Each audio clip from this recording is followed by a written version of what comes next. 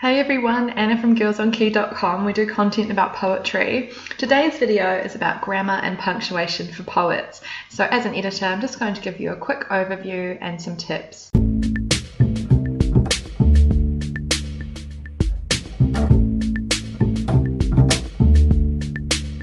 Hey everyone, so today we're talking about punctuation and grammar for poets.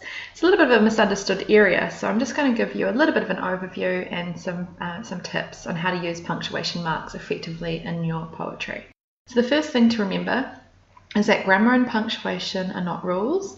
They're guidelines that were developed over many years as a way to interpret the written word as it would be spoken. So as in music, there are certain ways of notating where there is a breath, for example, how to inflect, for example, the question mark, and so punctuations are indicators of how to interpret the written word. So I'm going to go through each punctuation mark. Now the first one is obviously the comma. Now the comma shows us where there is a pause, a break, or a breath, and it just breaks up the line a little bit where there's a long sentence or an idea. Now, as an editor, I wouldn't use a comma at the end of a line because they're not necessary. You've already got an implied pause there, but you're welcome to, of course. So any of these rules are able to be broken because at the end of the day, poetry is an art form. It's a written art form, so feel free to play around with them. You might want to be the next E. Cummings or Gertrude Stein, who are very experimental in the way that they use punctuation. So we're just talking about the comma. There's something called a serial comma, which is also sometimes called the Oxford comma, which is used in non-fiction texts as part of a style guide provided to a publishing house. They might use the Chicago Style Guide or the Oxford. Now, what the serial comma is to avoid ambiguity in a list. You might have a sentence such as, I'd like to thank my parents, Nickelback, and God.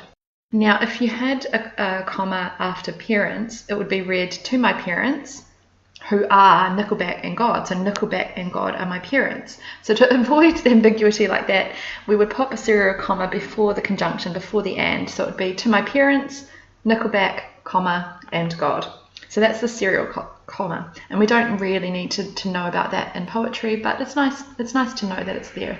The next punctuation mark is the colon, which is two periods on top of one another vertically.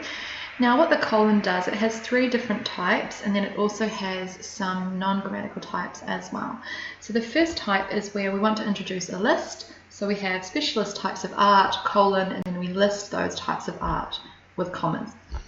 So one thing to remember with this use is that if the items in the list flow on as a sentence, then we don't need the colon. So if we said the gallery specialises in X types of art, that's a run-on, so we don't need the colon.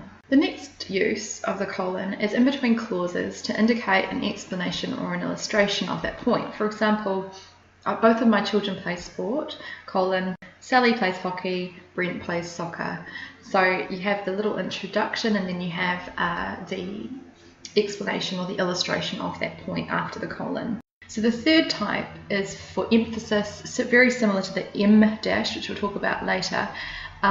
So with this particular use, it might be another little qualifier. So he blow dried my hair with panache, colon, perfect. Now the semicolon has a period with an apostrophe underneath, and it's a little bit of a difficult one for some people. Now what a semicolon does is it gives a pause, but it's slightly longer pause than a comma, and it's between two joined ideas. So you might have a long sentence with two little ideas, and so you want to separate them with a pause. And what it does is it breaks the two ideas. So for example, he put his hand on mine gently, semicolon, a way to indicate it was all right. So you see there's two different ideas there. It gives a little pause between. One thing to remember with semicolons and commas is that if you already have a conjunction, which is words such as and, but, or because, you don't need a comma or a semicolon because these words automatically imply a pause and they're a join between the two ideas. So if you have a conjunction, you don't need a semicolon or a comma. So a question mark is quite obvious. It's used right at the end of a line to indicate the inflection of a question. Now the next is another little tricky one, and it's the apostrophe. Now the apostrophe has two different uses. The first is possession, to show that something is owned by someone else. For example, the girl's bandana would have an apostrophe to indicate that the bandana belonged to the girl. If the bandana belonged to many girls, plural, then you would pop the apostrophe up at after the S to indicate that it was many girls. So the girls' bandana with an apostrophe after the S indicates plural possession.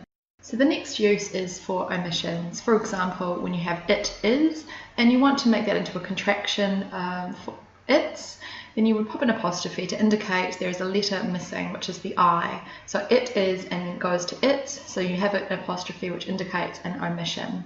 Say for example that you're talking about a dog and you're saying its biscuit was very big. So you would not have an apostrophe in that case. So when it comes to its, we don't use the possessive apostrophe. So that's just one thing to remember. And I quite often as an editor have to go through and check those. So for its, we only use the omission apostrophe. So the last set of punctuation marks that I want to talk about are the three types of dashes, the hyphen, the N dash, and the M dash. Some of you might not have heard of the N and the M dash. Now, sub-editors and publishers can put those in for you. If you're not sure of the difference, you might want to check with an editor. And it is a style thing. Often people just use hyphens. So the small one is the hyphen, the slightly longer one is the N dash, and the longest one is the M dash. And they can be inserted as special characters when you're in Word. So a hyphen connects numbers or compound words together, such as mass-produced, or a phone number 332-221-111. An N dash, EN, is slightly longer than a hyphen, and it's used to show a range. For example, July N dash October indicates July to October as a range, or 22 to 23, a page range with an N dash in the middle. So watch out for those, particularly with ranges. Don't make sure that you're not using a hyphen there. For M dash, EM, is slightly longer than an N dash, and it's used in the same way as a comma, but it gives more emphasis than a comma. So it's indicating a break between two ideas in a sentence.